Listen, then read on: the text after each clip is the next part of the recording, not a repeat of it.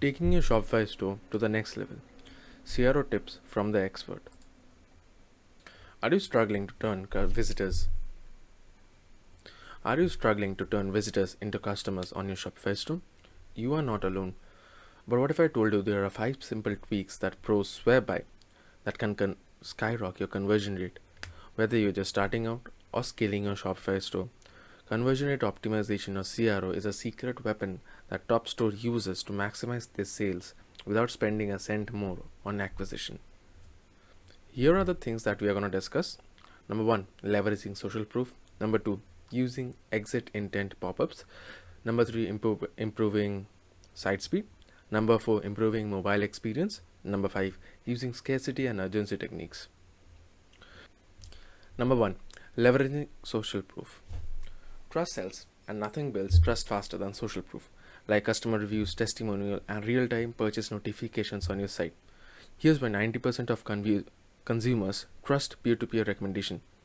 Imagine this: whenever you search for any product on any e-commerce site, what's the first thing you notice? Reviews, right? It's same for all e-commerce stores in general. Reviews can be shown in a couple of ways. Number 1, review stars. Here we are just basically showing the number of reviews and the ratings and the number of reviews that is provided. Review text. Here we have an expanded view of all the reviews present. So over here we can see that the 4.8 out of 5 stars. Below that we can see, let me just open up a store so I can show you what I mean by that. Let's take T-Box as an example. Here we can see all the reviews that are provided, along with why they like the product, what is the specialty that they like. So this is what I mean by review text. Number 3 is recently bought notification. This is optional. This works for some stores. So this is something, it's not on priority. So this is what I mean, where the user gets notification when any other users buys the product. So this is something. One thing to note over here is always arrange the testimonial like you're answering any question. Always arrange reviews in such a way that they answer some question. Generally, in a lot of e-commerce sites, we have seen that a lot of e-commerce comments or testimonials are fake. So here, rather than just commenting, what we want over here is we want to mention testimonials that actually answers a few questions, like the question that the users might have, and we want to counter that using the testimonial. So even arranging the testimonial in that way is going to affect you. So just keep that in mind, that to arrange all the testimonials in a way that they answer questions. Number 2, using exit intent pop-ups. If a visitor is leaving your site, don't let them go without a fight. Exit intent pop-ups can save up to 30% of those lost sales, and here's how you can stand out. There are generally 2 types of pop-ups which are pretty similar, but these are the 2 types that I've generally seen work. The first one is a flat X amount off, and the other one is X% off on the first order. These are generally the 2 offers that I've seen. This is what I mean. So whenever a user is trying to exit the site, a pop-up like this is going to show up, where we're going to try to capture the user's name and email so we can target them afterwards. And also they are also getting a 25% and in this case off for their purchase. Number 3, improve your site speed. You only have 3 seconds before a customer gets frustrated and leaves your site. If your site is slow, you are losing sales. Here's how to speed up things and keep customers on your Shopify store. Number 1, only 2 fonts. Try to limit the number of fonts that you use to 2. Certain times you would want to add, let's say, a small banner with a different font just to add a little more flavor to your site. In those cases, don't just add another font. Rather, what you can do is create it in Figma, the font, like the text, and export it as an SVG and add it as an image to your site. In that way, you're just not loading like a pretty large font just for one single text. And also try to stick to Google fonts because those are the most optimized font just in general. Number 2, remove all unwanted apps. A lot of times we install apps just to test it out, but we don't use them in the longer terms. Just remove those apps, because a lot of times those apps actually add a lot of code in the theme file, which just hampers the page speed. And even after removing, there are certain times, like certain apps which don't remove their code. So in that case, you can just head over to the store and open the theme file and edit it if you know where to look for. Number 3, defer loading of media that is not inside. What I mean is, when you are visiting any site, the first fold, so that is the first visible part of the site, is only the medias, like only those medias that is present in that part is what is necessary at that point of time. So you don't need the rest of the images below that. So don't load all the images that is below the first fold. So optimize the size of the images and videos according to your need. Don't have, let's say, if you need a logo that is 300 cross 300, don't load an image that is sized around 2000 cross 2000. That just doesn't make sense. Defer loading images and videos that are not in view. It will only load when the user scrolls to that section. But keep in mind, don't defer all the images and videos, only the ones that are not in first fold. Block scripts that are not needed. So for this you will obviously need a developer, but if you can afford it, go for this. Block scripts that are not needed. JavaScript and style sheets can also be deferred, which can further increase your page speed. And certain scripts can also be deferred which are not needed in the initial load. So those scripts are loaded only when the user interacts. So we can do blocking scripts and optimizing those two. One more thing is, don't obsess over page speed inside score.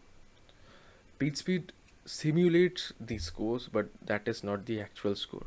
If you want the actual data, that is based on Chrome user experience report, or also known as CRUX basically. So what you can do is, you can head over to agorelabs.com/crux, and over here enter your website's URL and click on get my Chrome report. You are going to be presented with this.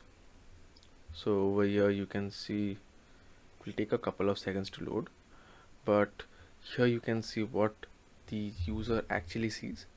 So this is the data that the page speed and the rank actually depends on. So the website ranking actually depends on the CRUX data rather than the page speed inside data. Page speed inside just simulates it, but this is the actual data from the user's experience. So this is much more reliable. Number 4, improve the mobile experience. Did you know that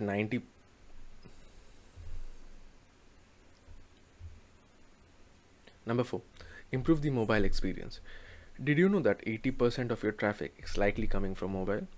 Yet your store fails to deliver a smooth mobile experience. Here's how you can change it. Mobile responsive design first.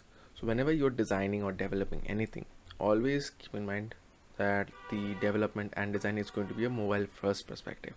So you always have to think from a mobile user's perspective rather than a desktop user's. So that is one. Number 2, add clear and intuitive navigation menu. In desktop we have quite a bit of real estate, but in mobile it is very limited. While in desktop you can hover over high level navs and find the categories that you are looking for, but for mobile users you have to click on each and individual high level nav to find the category that you are searching for.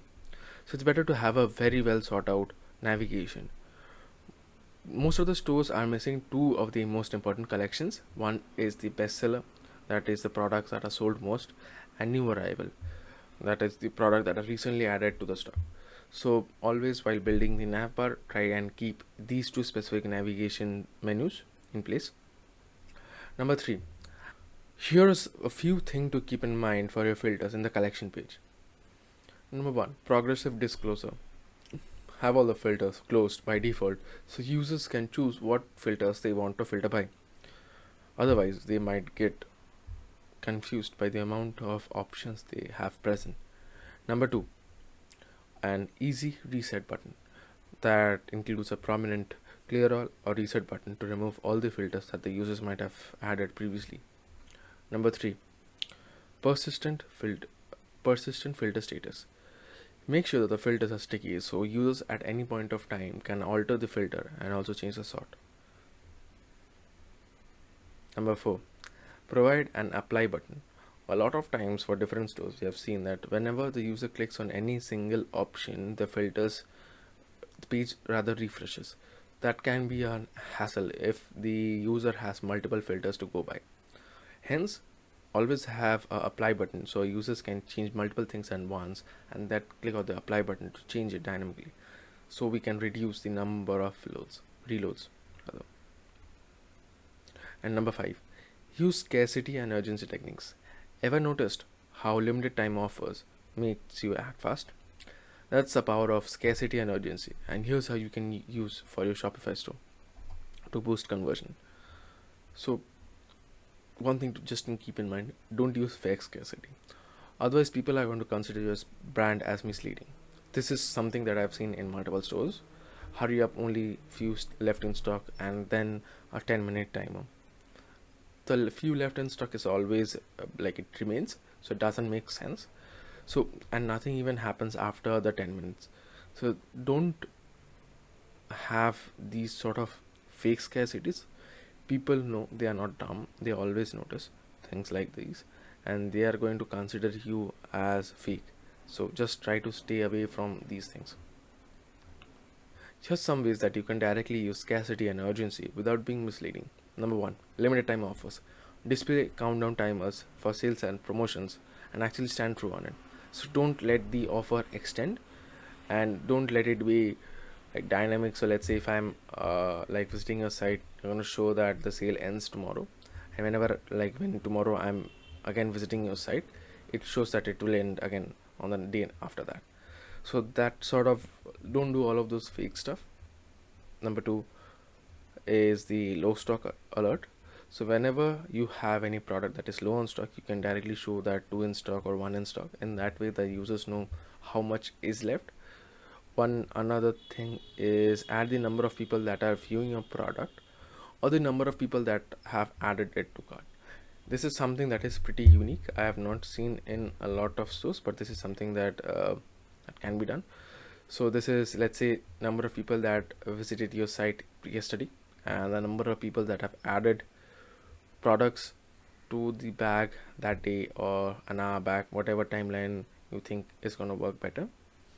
And number 4 is, if a product gets sold out, you can change the CTA to a pre-order button and have a small discount coupon on it. So in that way, you're not even losing out on the sales, you are getting a cash revenue from those even when those are out of stock. But also note to provide always the amount of time that it would take to restock, and like by how much time you can start off with the shipping. So in that way, they also have a very clear understanding. Otherwise, they are going to blow up your support team asking for when they're going to get their product. So just keep that in mind.